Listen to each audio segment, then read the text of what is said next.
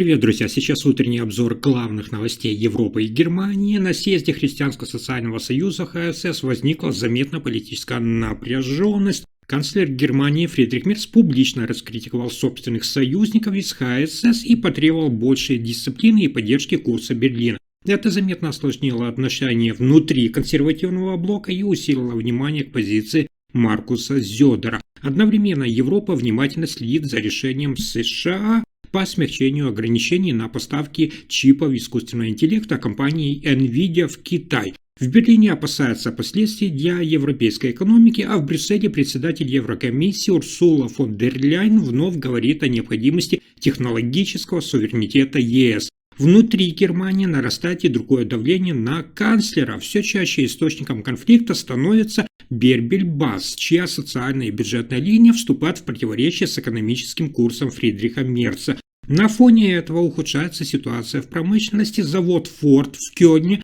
готовится к новым мерам экономии, а работники опасаются дальнейших сокращений. Еще одним важным сигналом стали свежие опросы, которые фиксируют снижение поддержки правящей коалиции ХДС, ХСС и СДПГ до одного из самых низких уровней за последние годы, в то время как партия «Альтернатива для Германии» АФД сохраняет лидерство. Обо всех этих последних событиях Европы коротко расскажу буквально за несколько минут.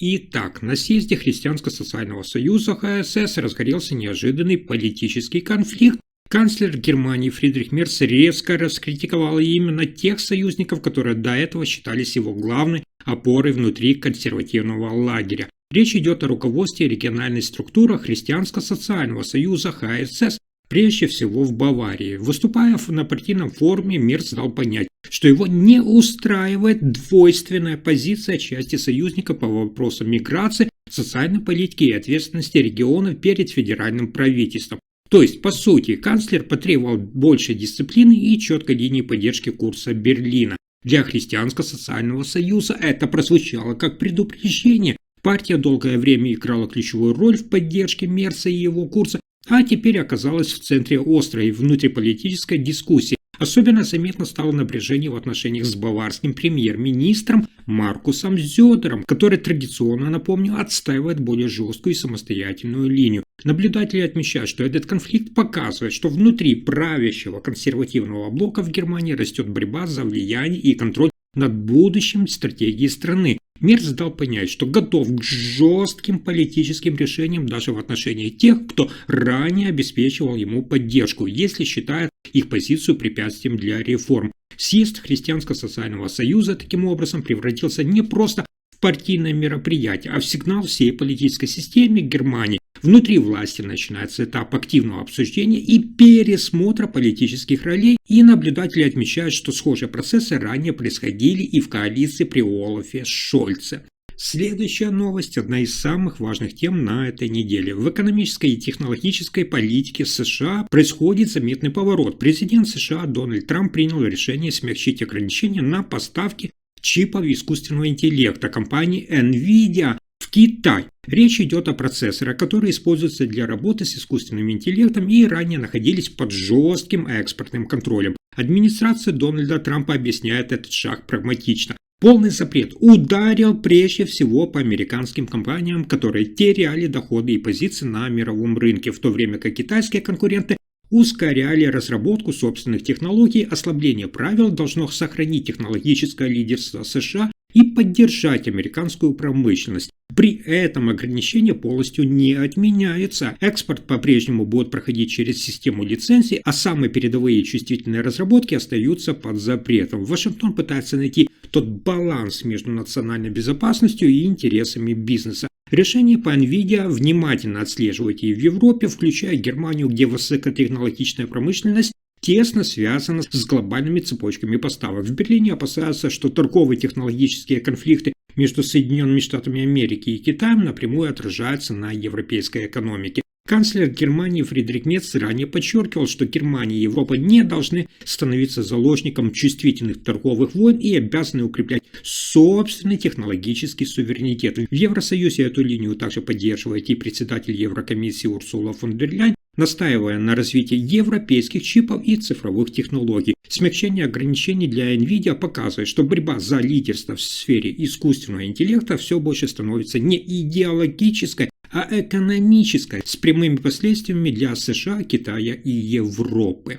Но давайте вернемся в Германию и посмотрим на обсуждение курсов канцлера Фридриха Мерца. В немецкой политике появляется новая фигура, которая все чаще вызывает напряжение внутри правящего лагеря. Речь идет о Бербельбас, который все больше называют новым центром давления на курс канцлера Германии Фридриха Мерца. Бербельбас занимает ключевую позицию и последовательно продвигает социальную и бюджетную повестку, которая все чаще вступает в противоречие с планами консервативного блока. Если раньше главным представителем критики экономического курса считался Роберт Хавек, то теперь именно Бербельбас все чаще рассматривается как политик, способный существенно замедлить инициативы Мерца внутри системы. Конфликт разворачивается вокруг расходов, социальных обязательств и перераспределения бюджета. Канцлер Фридрих Мерц настаивает на финансовой дисциплине, сокращении избыточных трат и ускорении реформ, а Бербельбас, напротив, требует сохранения социальных гарантий и выступает против резких сокращений, опасаясь удара по малообеспеченным слоям населения. Для союза ХДС, ХСС и СДПГ это серьезная проблема. БАС не является формальной оппозицией, но фактически превращается в политический предохранитель, который может замедлить или остановить ключевые инициативы канцлера Фридриха Мерца. Именно поэтому внутри консервативного лагеря ее все чаще воспринимают как фактор внутреннего напряжения. Ситуация показывает, что правительство Германии сталкивается не только с внешними вызовами, экономикой и международным давлением, но и с внутренним сопротивлением. Сегодня мы наблюдаем, как политическая дискуссия курса Фридриха Мерца все чаще смещается из публичных дебатов именно в закрытые внутриполитические процессы, в которых Бербельбас становится одной из ключевых фигур. Но на этом сюрпризы дня не заканчиваются. В Германии ситуация на заводе автоконцерна Ford в Кёльне продолжает ухудшаться. После масштабных сокращений персонал сталкивается с новыми экономическими вызовами.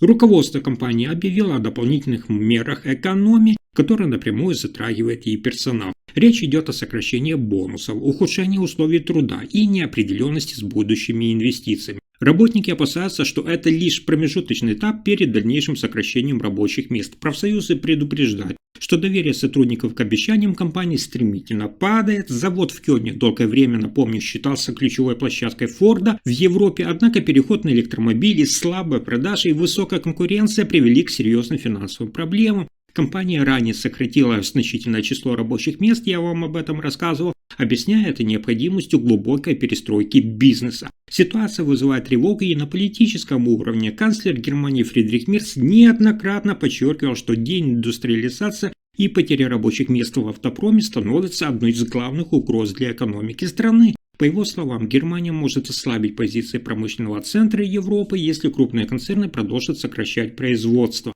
История с заводом Форда в Кёльне все чаще воспринимается как символ более широкой проблемы, такие как давление на автомобильную промышленность, рост издержек и отсутствие ясных перспектив для работников.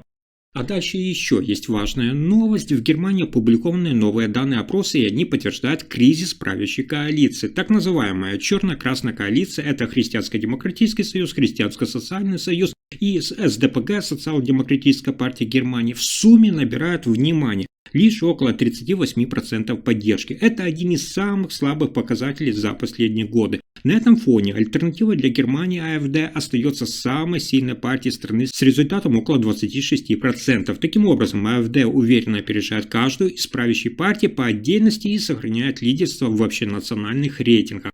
Отдельно партии и коалиции выглядят еще слабее. Блок ХДС, ХСС получает примерно 24%, а социал-демократическая партия около 14%. Это означает, что даже вместе они не формируют убедительного большинства и остаются значительно ниже уровня поддержки, необходимого для стабильного управления страной. Для канцлера Германии Фридриха Мерца эти цифры становятся серьезным политическим сигналом. Несмотря на более активные заявления по вопросам миграции, безопасности и экономики, доверие избирателей к курсу правительства не увеличивается. Недовольство уровнем жизни, ценами и состоянием промышленности напрямую отражается и в рейтинге. Опрос показывает, что политический баланс в Германии продолжает меняться. 38% у правящей коалиции против 26% у АФД. Это не просто цифры, а показатель заметных изменений в уровне доверия к традиционным партиям. На этом пока все. Вы слушали последние новости Германии. Если информация оказалась полезной, ставьте лайк, подписывайтесь на канал и делитесь видео. Спасибо за просмотр.